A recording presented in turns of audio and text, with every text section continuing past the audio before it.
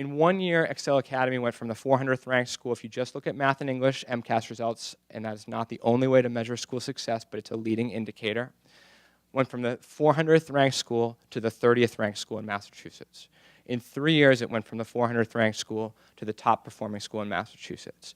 These are students who are low-income Latino students. They are students who have as much potential as any child in Massachusetts, and they showed the same students in 3 years that they could outperform every other school in the state of Massachusetts. For me, to be part of that experience was one of the most inspirational experiences you could imagine. I saw in front of my eyes what is possible if students, even if they're in a struggling school today, what they can do if the school around them changes to enable their full potential. I knew it was possible. Up Education Network is a school turnaround organization. We're a nonprofit. What does that really mean? That means that districts hire us to take over the full management of their lowest performing schools.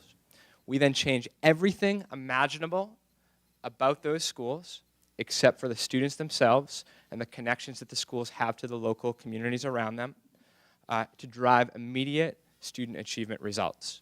So the question was this: could the practices of the very highest performing charter schools in Boston be utilized to transform the lowest performing district schools, the failing district schools in Massachusetts, in a way that could absolutely let those students become high-performing students, which they had the potential to be?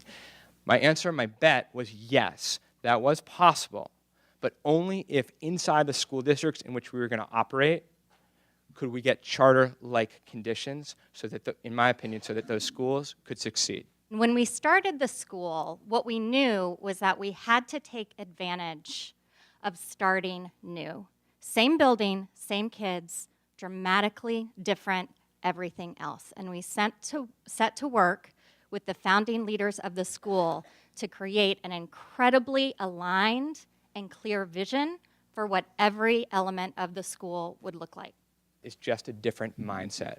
A mindset about autonomy, a mindset about what is possible, a mindset about how a district needs to operate differently, a mindset about bold change, and a mindset that when you do bold change, not everyone may like it. And there's going to be a lot of pushback and concern, but to have the political will to keep the course even in those challenging moments. The school redesign process that we have in San Jose Unified, I think, is extraordinarily unique, and there's a lot of the benefits that we've yet to see. We know that one of our big lessons learned is how do we get not just 2 schools, how do we get all 42 schools? We need to figure out what the conditions are that we can put them in to get to some of those bolder and bigger ideas. I think this is a really exciting conversation to be a part of.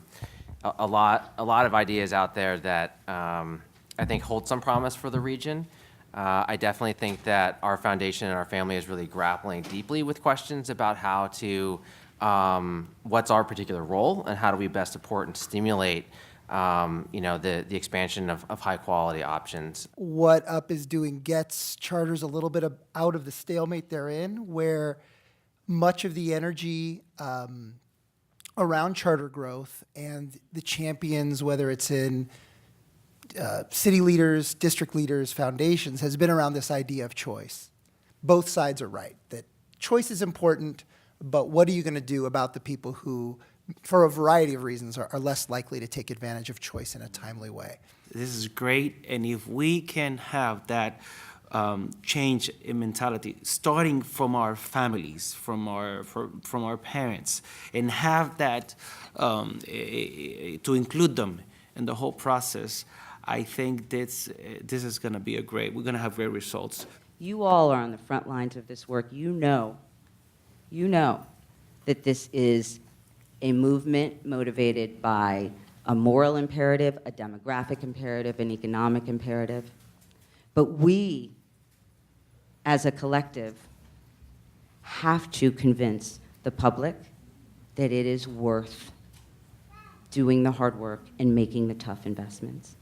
You know, if we were having this dialogue 15 years ago, we, again, could have said, well, boy, that's nice. Wouldn't it be nice if we could do that here? And the truth is, right now in 2014, is like there's so many amazing examples of extraordinary schools that are serving all kids at a really, really high level.